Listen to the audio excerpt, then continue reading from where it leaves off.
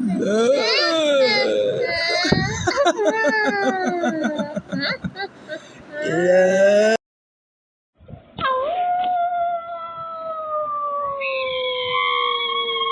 Labubu में last part में आप सब लोगों को वेलकम करते हैं। खौफ खान को नहीं किया है अब तक सब्सक्राइब तो लाजमी कर दीजिए।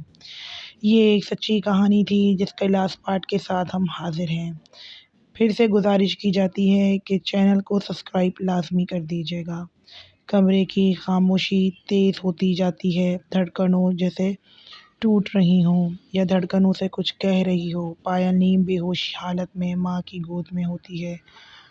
तांत्रिक मंत्र पढ़कर दायरे को मिटाता है और भारी आवाज़ में बोलता है कि पायल अभी महफूज है, लेकिन खेल अब तक ख़त्म नहीं हुआ। विजय वर्मा ने घबरा कर पूछा, मगर महाराज, सब डॉल जल गए हैं तो अब क्या बाकी है? तांत्रिक की आंखों में सुर्खी उतर आती है और बोलता है कि एक डॉल की आत्मा आज़ाद नहीं हुई है और वो अब प्रिया के वजूद में या बॉडी में दाखिल हो चुकी है। माँ ने कांपते हाथों से अपनी बेटी की तरफ देखा। ज़मीन पर बेसुध पड़ी थी, मगर इसकी उंगलियां खुद ब खुद हिल रही थीं। इसके होठों से धीरे धीरे मंत्र जैसे अल्फाज निकल रहे थे कि अचानक प्रिया की आंख खुली। इसकी आंखें वो नहीं थी, सुर्ख शोलों की तरह दहक रही थी। वो उठकर खड़ी हुई और हंसने लगी।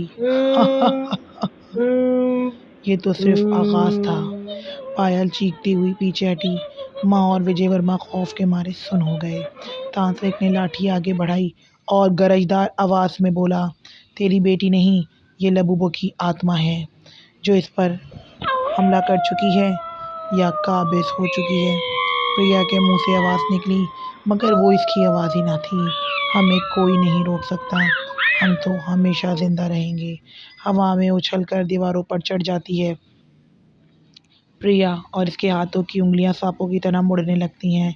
कमरा हिलने लगता है, या यूं कहना गलत नहीं होगा कि कमरा लरजने लगता है। माँ चीखती है, मेरी बच्ची को बचाओ, बचाओ मेरी बच्ची को। महाराज कुछ तो कीजिए। तांत्रिक ने अपनी आंखें बंद की और वो बोलता है कि इसमें मैं नहीं बचा सकता अकेला।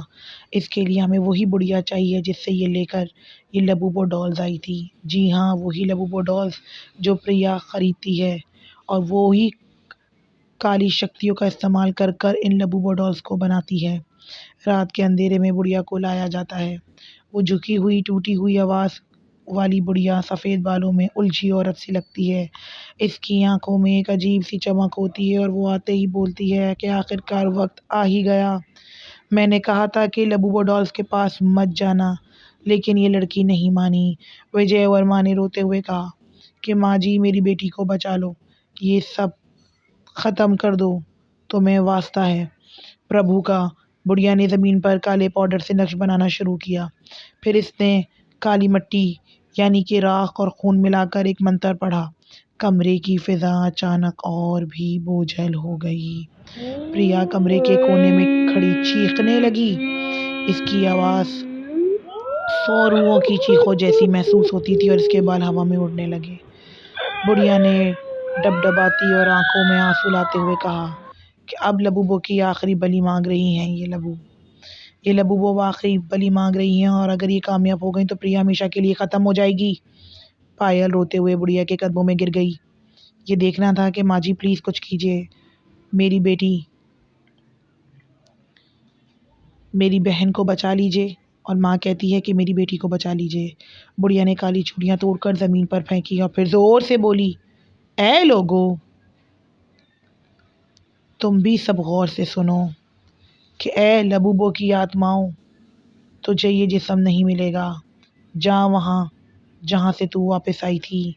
कि अचानक प्रिया के जिस्म ने ज़ोर का झटका खाया और वो ज़मीन पर गिर पड़ी। कमरे की खिड़कियाँ ज़ोर से बंद हो गईं। प्रिया की आंखों से खून बह रहा था।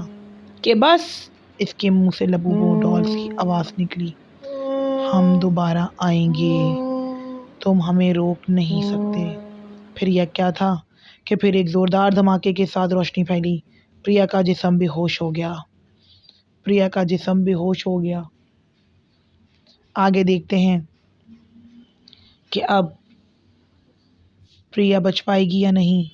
तो बुढ़िया ने भारी सांसें ली और इसने ज़मीन पर गिरी हुई राख को हाथ में उठाया और कहा कि ये लबूबो डॉल्स अब ख़त्म हो चुके हैं, मगर इनका असर अब मज़ीद किसी पर नहीं होगा। ये कहना था कि माँ ने लपक कर प्रिया को गोद में उठा लिया और इसकी सांसें चल रही थी, मगर कमज़ोर सी, ऐसी जैसी लगती कैसे कब से बीमार है।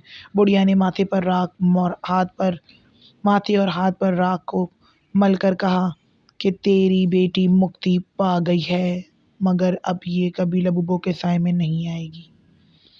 पायल भी होश में आ गई थी और साथ ही इसने प्रिया का हाथ पकड़ लिया और दोनों बहनें आपस में मिलकर सिसक कर रोने लगीं। विजय वर्मा ने बुढ़िया को आखिरी सलाम दिया, मगर बुढ़िया की नज़रें दूर खला में जमी हुई थी और वो आहिस्ता से बोलती है, याद रखो, ये खेल ख़त्म ज़रूर हुआ है, मगर लबूबो की कहानी हमेशा बाकी रहेगी, बाकी रहेगी, बाकी रहेगी। कैसी लगी आपको खूनी लबूबो की कहानी?